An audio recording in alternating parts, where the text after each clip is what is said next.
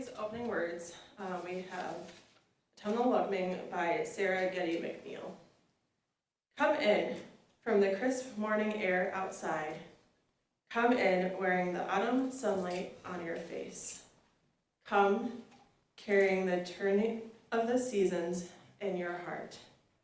Whatever and however the greatness of life is speaking to you now, you are welcomed here in our circle of friends.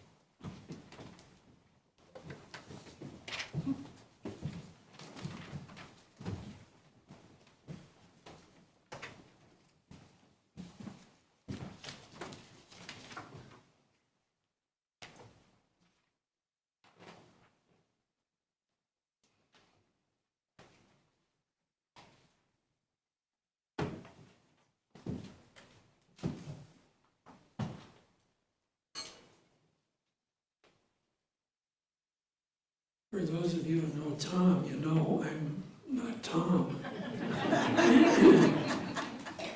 And I'm not as musically endowed as Tom is either, but I am a member of the board. And you elected me as a member of the board. I'm Douglas Bruce.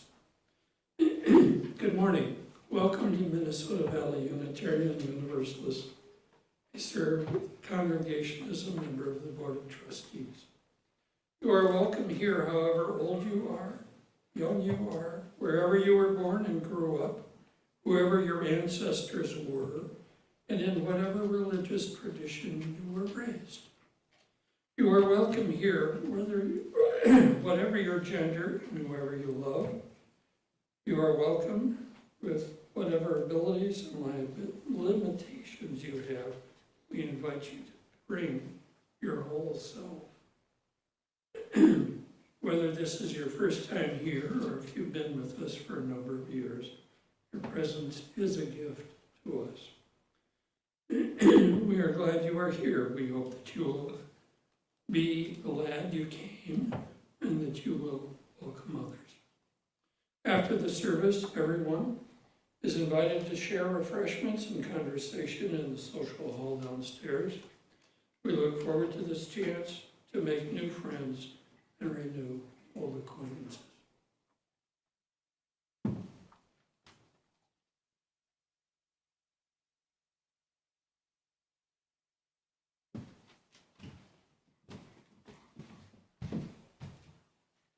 Our chalice lighting words this morning are by Reverend Florence Caplow. As we kindle this flame, we honor and remember those who have passed into the mystery. Their brightness lives on in our vision.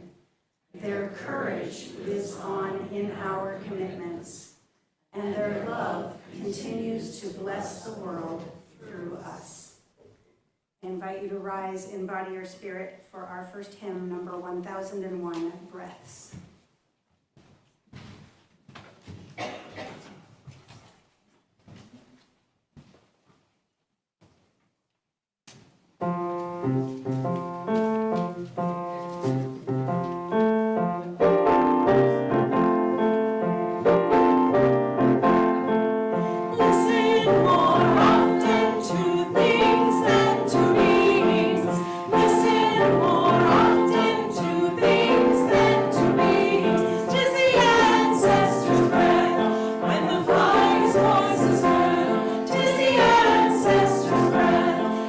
Voice of the one.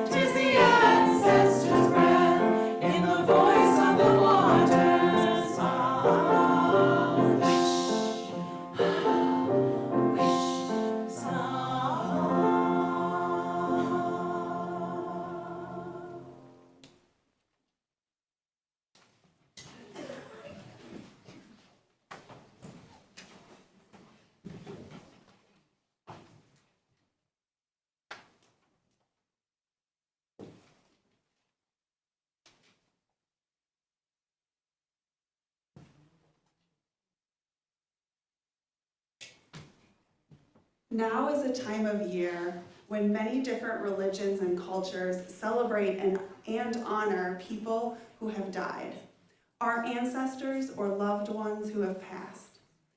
Samhain is a Celtic pagan festival that influenced Halloween. All Souls Day is a Catholic, and some other Christians celebrate this holy day that honors ancestors. Dia de los Muertos, Day of the Dead, is being celebrated all over Minnesota, and it's also a Mexican holiday. Have you seen the movie Coco? There's a song in there, Remember Me, and that's the remembering of our ancestors. We remember our loved ones and the gifts they gave us, their kindness, their stories, their wisdom, and the way they made us feel. Those memories help us heal some of the sadness. Remembering them helps the love we receive keep growing inside us, even when the person is gone. So, with that in mind, I would like to invite our children forward as I tell a story called The Memory Tree. Please come forward because I didn't make slides and I have all of the cuteness right here.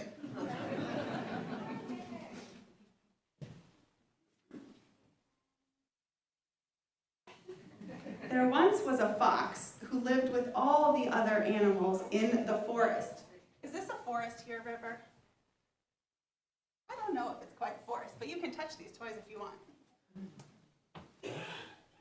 Fox lived a long and happy life, but his life was at its end, and it would soon be time to pass on. Very slowly, Fox made his way to the favorite spot in the clearing of the wood. He looked at his beloved forest one last time before he passed on. Everything around Fox was very still and peaceful. Snow began to fall gently, covering him like a soft blanket. Owl had watched Fox from the top of his tree. He flew down and landed next to his friend. Owl was very sad. He had known Fox for a long time, but Owl knew the time had come for his friend to leave. One by one, Fox's friends came to the clearing. First squirrel and weasel, bear, deer, bird, and finally rabbit and mouse. And others came to sit by Fox. Fox had been loved by everyone. He'd been kind and caring. No one could imagine life in the forest without him. The animals sat in silence for a very long time. Owl was the first to speak. He smiled warmly and said, "I remember when Fox and I were very young. Every autumn, we would see who could run and catch as many leaves as they could as they fell from the trees." The other animals remembered and smiled. Mouse said softly, "I remember how much Fox loved the sunset. He always sat in this exact spot." The animals remembered. Many of them had joined Fox watching the sun go down. It was a happy memory, and their sad hearts filled with warmth. Bear remembered how Fox had looked after the cubs one spring. Rabbit smiled when she told the story of how Fox had played tag with her in the tall grass. Squirrel talked about Fox helping him dig up buried nuts in the deep snow last winter. One by one, the animals remembered their favorite stories about Fox. Fox had touched the lives of all the animals in the forest with his warmth and kindness, and they all smiled, remembering him. While the animals talked, a little yellow plant grew out of the snow where Fox was lying.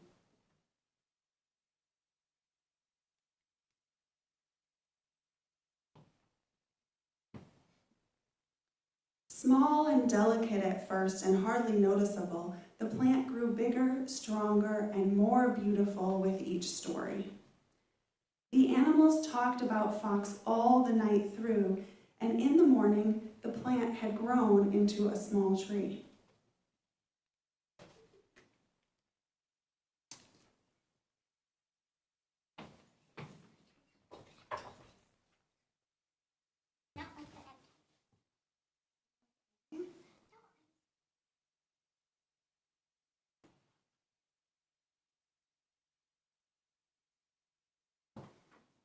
The animals saw the tree and knew the fox was still part of them.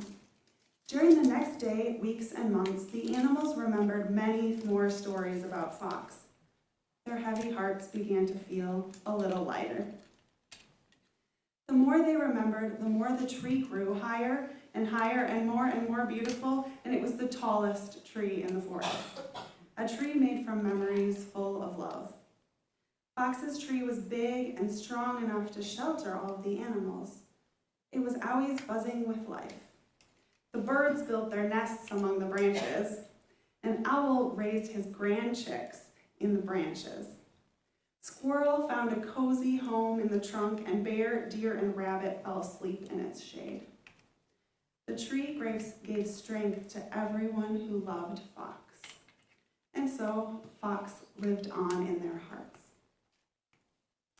What I love about this story is that it reminds us when someone we love is gone, we can keep them alive by remembering the gifts they gave us, their friendship, their laughter, and their help. Every thankful memory is like a leaf or a flower, and it's growing and helping us to grow strong as well. And I can set this out so you all can look at it too.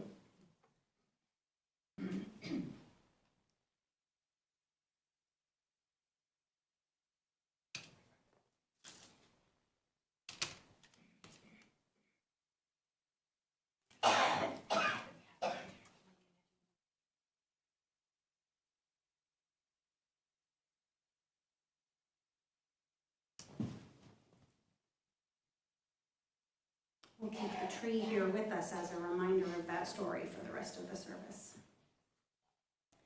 We arrive here today just as we do every Sunday with both joys and sorrows in our hearts. And one of the many promises that we make to each other here in this beloved community is that we will both help each other celebrate the joys in our lives and help each other bear the sorrows. If you have a brief personal joy or sorrow to share this morning, please raise your hand and an usher will bring the microphone to you. And if you are online, you can type it into the chat or ask to be unmuted.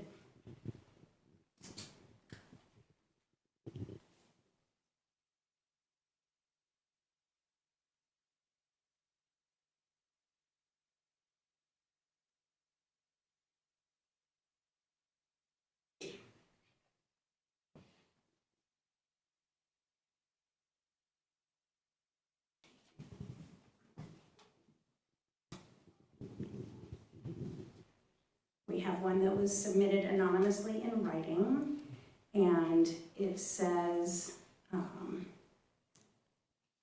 sorry, I'm struggling a little with the handwriting, so apologies if I get a word wrong. It says, joys when I'm sleeping or sedated, sorrows,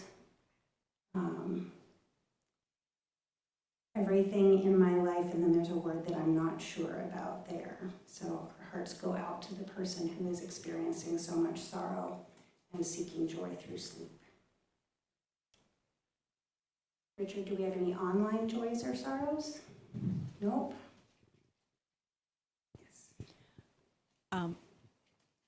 My name is Jody, and last night we had the joy, David and I had the joy of joining Nan and Glenn Corliss at their home for some wonderful vegetarian chili and playing games afterward, and it was part of the silent auction that happens in the spring, and I just encourage you to bid on meals with people because it's a great time to come together. So thanks to Nan and Glenn. My name is Holly. My name is Holly Bruce, and I'm going to cry, but I just got to spend the weekend with my husband, and I love him so much after 40 years of marriage. It continues to be a joy to be his wife.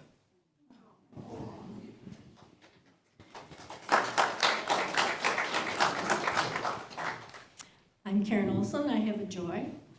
On Friday, I was lucky enough to tag along to Mimi Law's auction donation of a trip to the Arboretum that Alexander brought. Sorry. And the sky was gorgeous, the colors spectacular, and the friendship's priceless.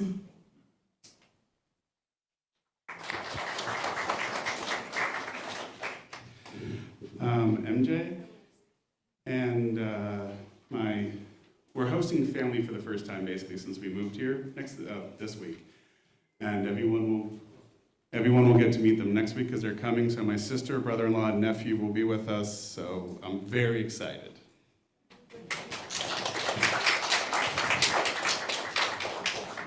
I'm Rob. Last night was the Samhain ritual with Wickham, and there were, 35 people showed up, so it was a wonderful sense of community.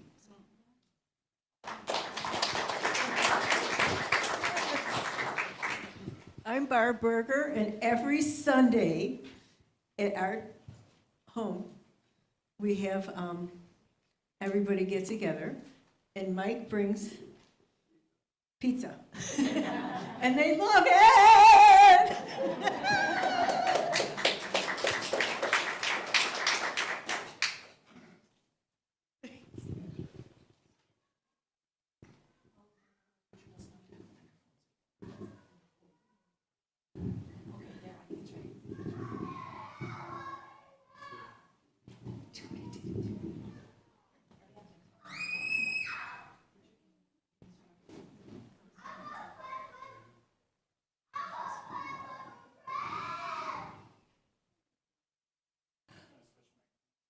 While we're waiting for that one, my name is Leslie Swenson, and mine is kind of more of an announcement than a joy, although it's a joy that next Saturday, November 1st, I believe it is, Lift, Learning and Fellowship Together, 10:30 a.m. We're hosting David McNally, who's a great speaker on what to do with your life, especially after you're retired, planning for your retirement, and things you can do to make a contribution to the world.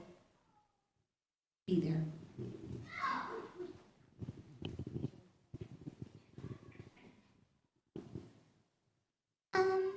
Yesterday, me and my mom were looking at family photos together, and we also figured out my Halloween costume because we kept disagreeing on if I should be Glenda or Elphaba from the movie Wicked.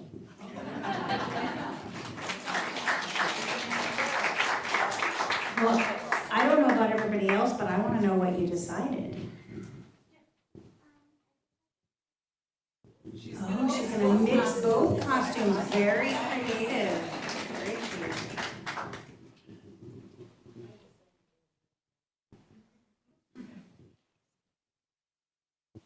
All right, I'm not seeing anybody else. Still nobody online, I take it, Richard? Okay. All right, well, we'll just take a moment to acknowledge that there are always, in addition to the spoken joys and sorrows, some that either people are not ready to share yet or that they may never share publicly, but which we continue to carry in the silent sanctuaries of our hearts. Please join me in the musical response.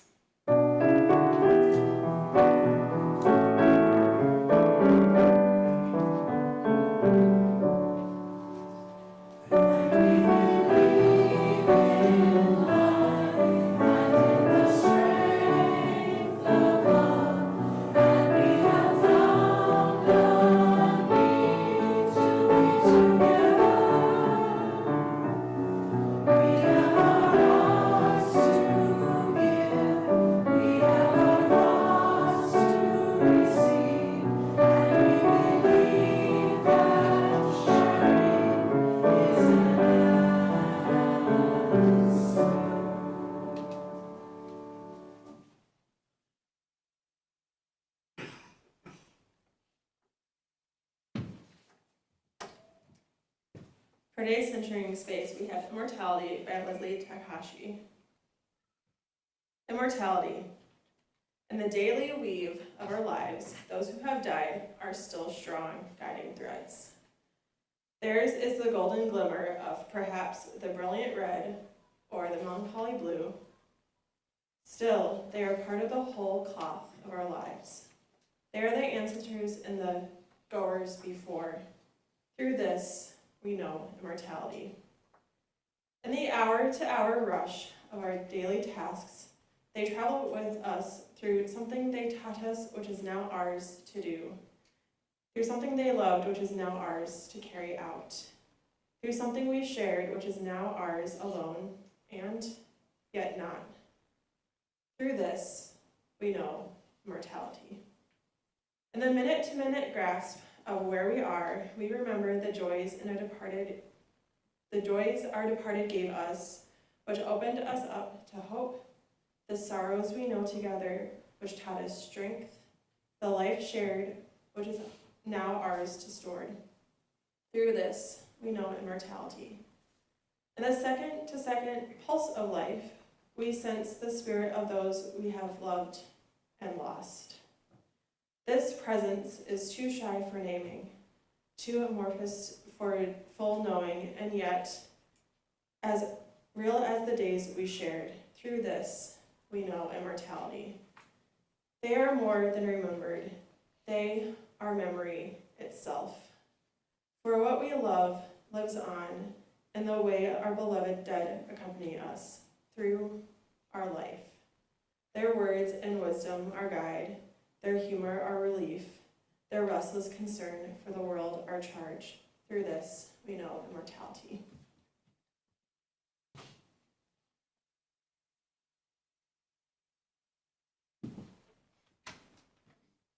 We have several announcements today. First, if you are interested in learning more about this congregation and about Unitarian Universalism, and if you are perhaps considering becoming a member of the congregation, we invite you to attend the Starting Point class today at 11:45 in the fireplace room.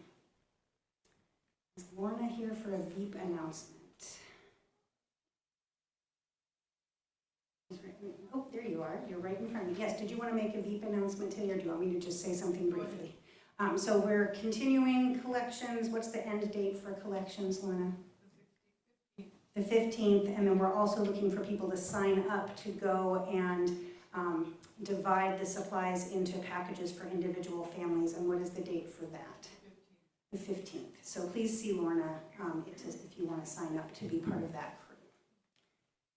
You may have noticed that we now have door monitors who let people in while keeping our physical front door locked as an increased safety measure, or you may not have noticed because the door monitors do such a smooth job at letting us in and welcoming us. I got a personal welcome and the door opened for me this morning, even arriving an hour early. If you have questions about that safety measure, please talk to either me or a board member. And last but definitely not least, we have a special save the date announcement. MVUUF's ministerial intern from last year, Chad Snyder, is going to be ordained on January 17th. He has asked to be jointly ordained by MVUUF and by his home congregation, Emerging Waters UU congregation. Both congregations have said yes, we would be silly not to. And the ordination will take place here.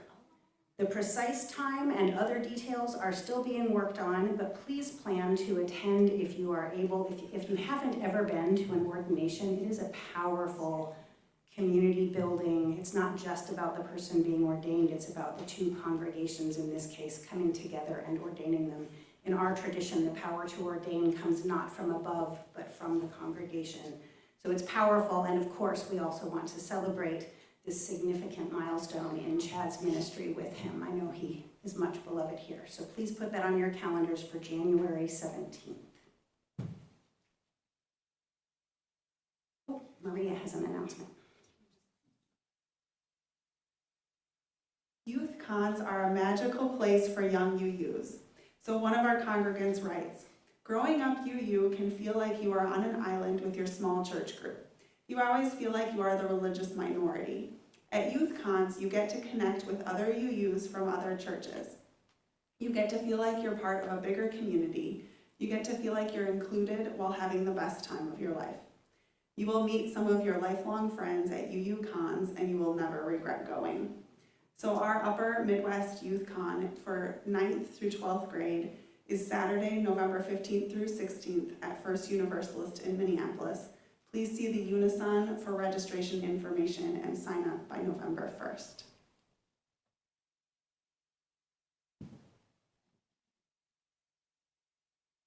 Generosity is one of the spiritual qualities that we aspire to as Unitarian Universalists, and it is also one of the tangible practices that we nurture here in this fellowship. With our offering each week, we give of our financial resources to support the work of the congregation. We know, of course, that giving financially is only one of the many ways that we support that work. We also do it with our time and with our talents. All three of those are necessary for the vital work that we do both for each other and for the wider community. We also donate half of our collection every Sunday to support one of our community partners. These are organizations who are in alignment with our Unitarian Universalist values. For the month of October, our sharing partner is VEEP, which stands for Volunteers Enlisted to Assist People. VEEP's mission statement is, "Together we create pathways to stronger, more hopeful communities through access to healthy food, housing stability, and supportive services." And of course, all of those things are in more demand than ever as we see our social safety nets disintegrating. So please give generously. You can give in person as baskets are brought around, or online using either the QR code that's on the screen and on the back side of the printed order of service, or you can use the donate online link on our website. Please give as generously as you are able.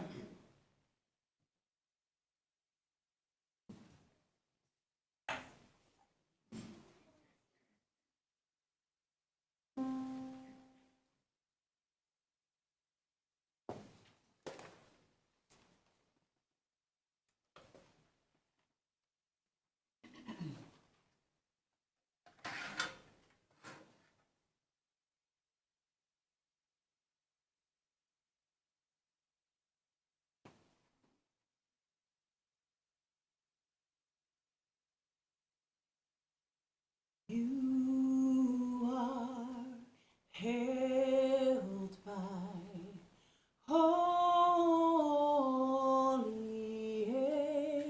angels, holy angels, all around you. Hush now, sleep, child, sing the holy angels. We are holding you. You can rest.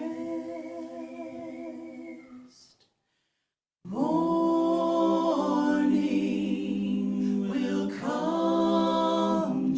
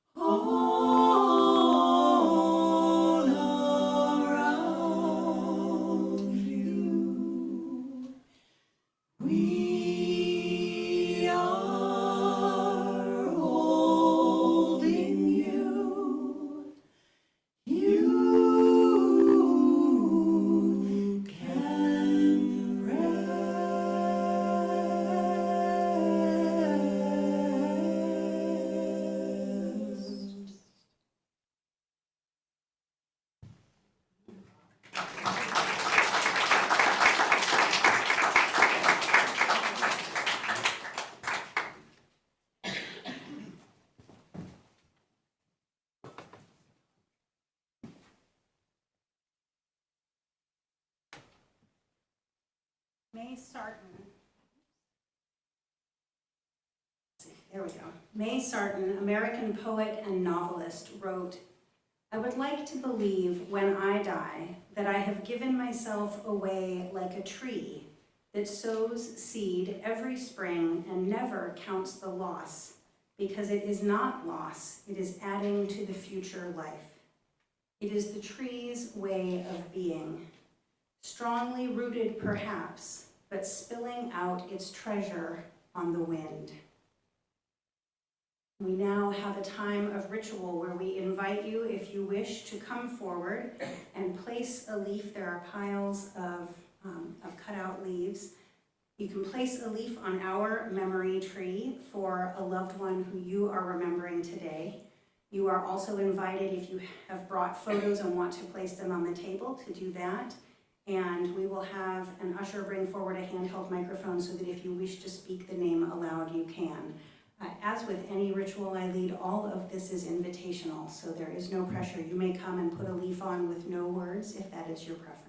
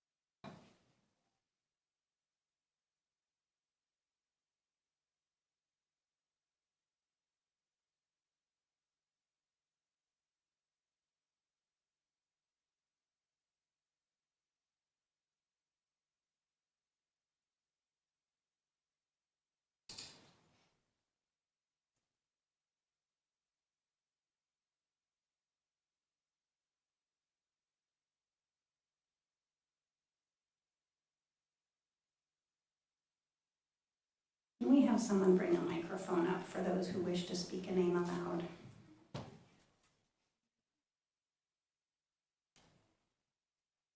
Thank you.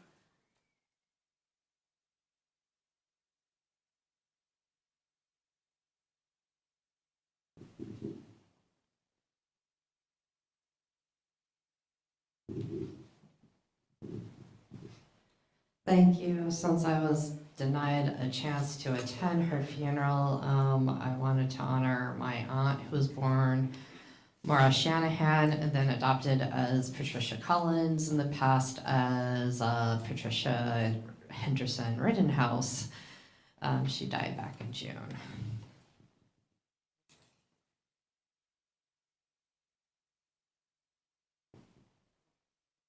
I don't want to speak, I just will hang on to this in case anybody else wants it.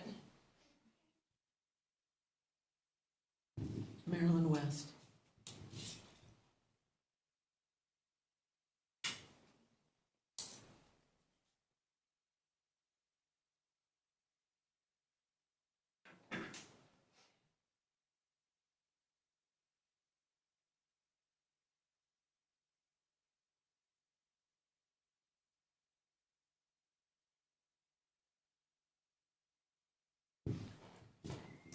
Vicki Hegg, Lorraine Mickelbett, Martha Evenson.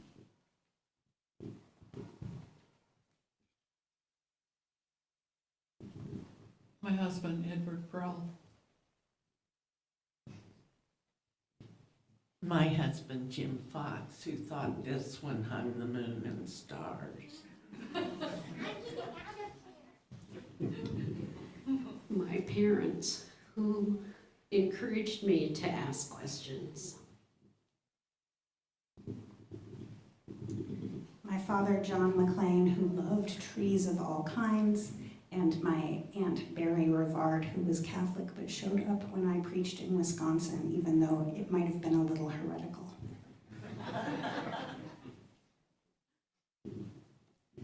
My mother, Doris James Harvey, who died way too young.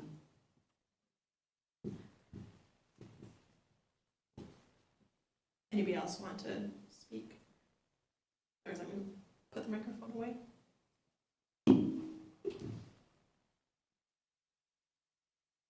So we've hung our leaves on the memory tree, and it has taken on a color and life that it did not have before, just as the memories of our loved ones bring color and life into our lives.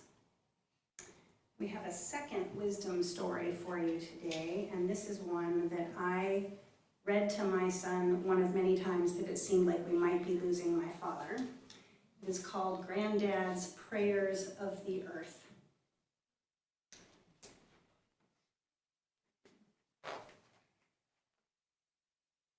When I was little, my granddad was my best friend. Being with him always made the world seem just right. Granddad and I liked to go for walks in the woods together. We didn't walk very far, or very fast, or very straight. While we walked, I would ask him questions about things I wasn't sure of. Why is it, Granddad? I would ask. And what if? And does it ever? One day, I asked my granddad about prayers. For a long time, Granddad was quiet. He didn't say anything until we came to the tallest trees in the forest. And then he answered with a question. Did you know, boy, he whispered, that trees pray? I listened closely, but I couldn't hear them. See how they reach for the sky, he said. They reach and reach for clouds and sun and moon and stars. And what else is reaching for heaven but a prayer? I thought about the trees and kept listening for them. And while I thought, I sat down on an old mossy rock. Rocks pray too, said Granddad. Pebbles and boulders and old weathered hills. They are still and silent, and those are two important ways to pray. I thought hard about the rocks. I picked up a pebble and stuck it in my pocket. We walked a little farther and came to a small stream. The water splashed and sparkled, and tiny fish hovered in the shadows. Do streams pray too, Granddad? I asked. Streams pray too, he answered, and lakes and rivers and waters of all kinds. Sometimes they pray silently like the rocks. They lie still and calm, reflecting clouds or birds or sunsets or the first evening star. Sometimes they pray with movement, flowing across the face of the earth, giving themselves to the ocean, giving themselves to the sky, and beginning their journey all over again. Sometimes waters pray with laughter, chuckling to their friends the rocks, and sometimes they pray by dancing, leaping into the air and falling back again. These are all ways to pray, said Granddad, but there are more. The tall grass prays as it waves its arms beneath the sky, and flowers pray as they breathe their sweetness into the air. The wind prays as it whispers and moans and sighs. It is saying a prayer and singing a hymn at the same time. A bird prays when it sings the first song of the morning, and it prays in that silent moment just before it sings. And the robin's last song at sundown is an evening prayer. All the beings of the world pray, said my granddad, as they slip through the forest or sparkle in the water, as they climb mountainsides or soar into the clouds or burrow into the earth. Each living thing gives its life to the beauty of all life, and that gift is its prayer. Then we were quiet, my granddad and I. He was watching something far away, and I was thinking about all he had said, about rocks and trees and grass and birds and flowers. Finally, I asked him to tell me about the prayers of people. Granddad smiled and ruffled my hair. People pray some of the most wonderful prayers of all, he said. Bending down to smell a flower can be a prayer, said my granddad. Quietly watching the sunrise, feeling the slow turning of the earth and saying hello to a new day is one of the oldest prayers. Standing in a snowy woods on a winter day and watching your breath become part of the breath of the world is a way to pray. Making music or painting a picture can be a prayer. Holding hands around the table with family and friends, remembering all that holds us together and giving thanks is one of the greatest prayers. Sometimes, said Granddad, people pray when they are sad or sick or lonely or have a problem too big to carry by themselves. They may say words they have learned from their fathers or mothers or granddads or great-grandmothers, but often they must find their own words. The important thing to remember is that the words will always be right if they are real and true and come from the heart.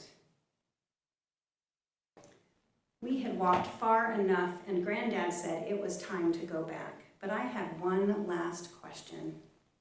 Are our prayers answered, Granddad? I asked. Granddad smiled. Most prayers are not really questions, he said. And if we listen very closely, a prayer is often its own answer. Like the trees and winds and waters, we pray because we are here, not to change the world, but to change ourselves. Because it is when we change ourselves that the world is changed. My granddad and I went for many walks after that one, and I often listened for the prayers of the earth, but was never sure I heard them.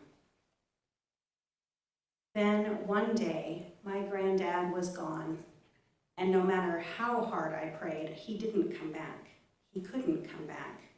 I prayed and prayed and prayed until I couldn't pray anymore, and so I didn't for a long time.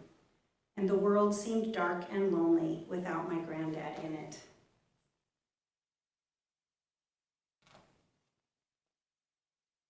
Until one day, I went for a walk. I found a big rock under some tall trees and sat down on it. Overhead, the branches swayed and a breeze whispered in the leaves. I heard a stream flowing nearby and a robin singing from a honeysuckle bush. And I heard something else too, something in the sounds of breezes and birds and water. I heard prayers. The earth was praying, just like my granddad said. So I joined in. Thank you, I prayed, for tall trees and sweet flowers, for still rocks and singing birds, and especially for my granddad. And as I prayed, something changed and my granddad seemed somehow near. And for the first time in a long time, the world seemed just right.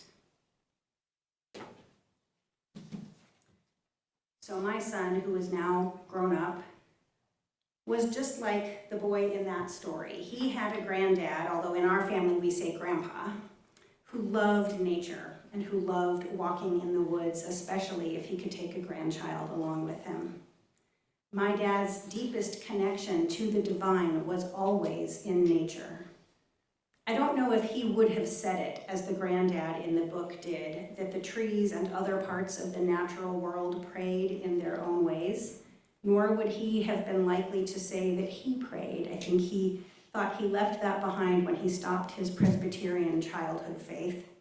But I know that he felt a sense of reverence when he was hiking or snowshoeing in the woods, or boating on a lake, or kayaking a river.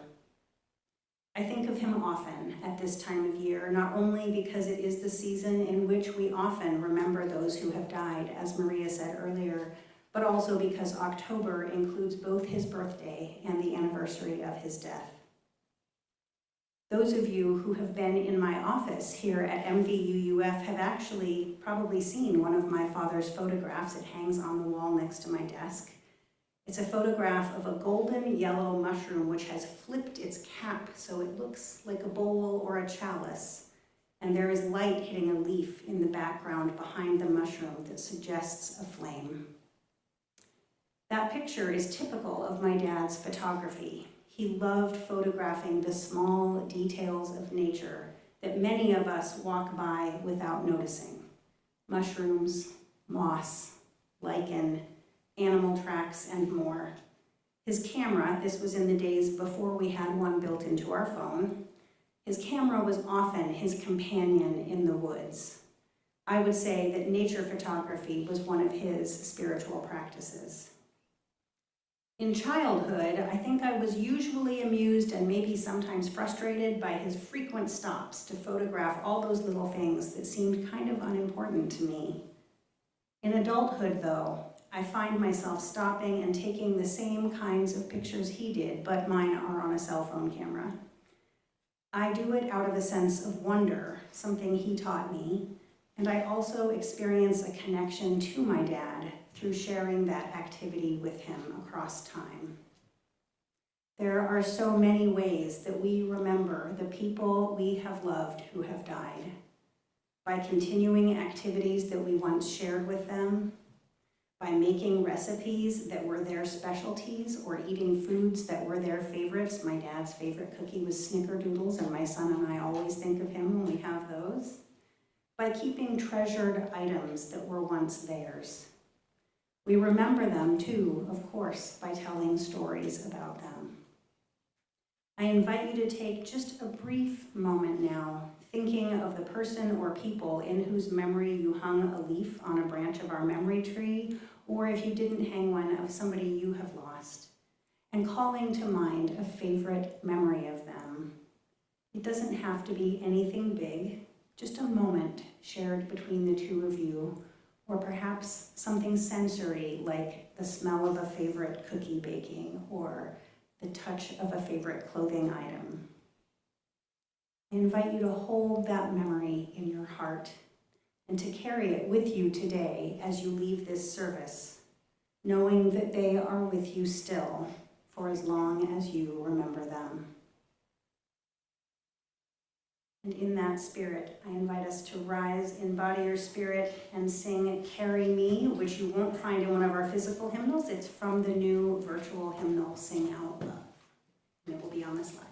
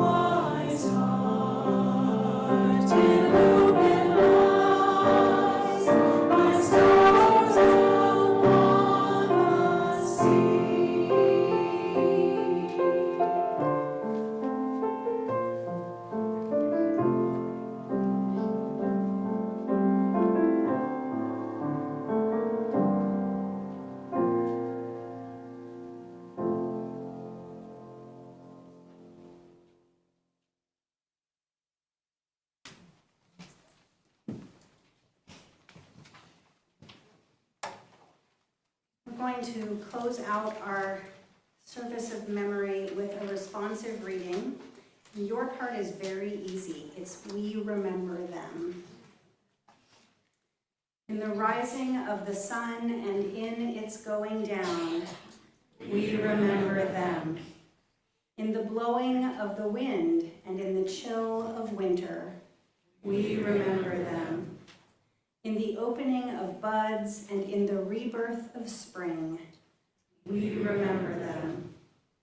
In the rustling of leaves and in the beauty of autumn, we remember them. In the beginning of the year and when it ends, we remember them. When we are weary and in need of strength, we remember them. When we are lost and sick at heart, we remember them. When we have joys we yearn to share, we remember them. So as we live, they too shall live, for they are now a part of us as we remember them. Please join me in the words of our chalice extinguishing. We extinguish this flame, but not the light of truth, the warmth of community, or the fire of commitment. These we carry in our hearts until we are together again. And as we prepare to leave our Sunday service, may we carry in our hearts all the people, named or unnamed, who now live in our memories. May we extend tenderness to ourselves and each other as we carry love and grief side by side. May we know that here we have a community that will remember and cherish them and us. May it be so.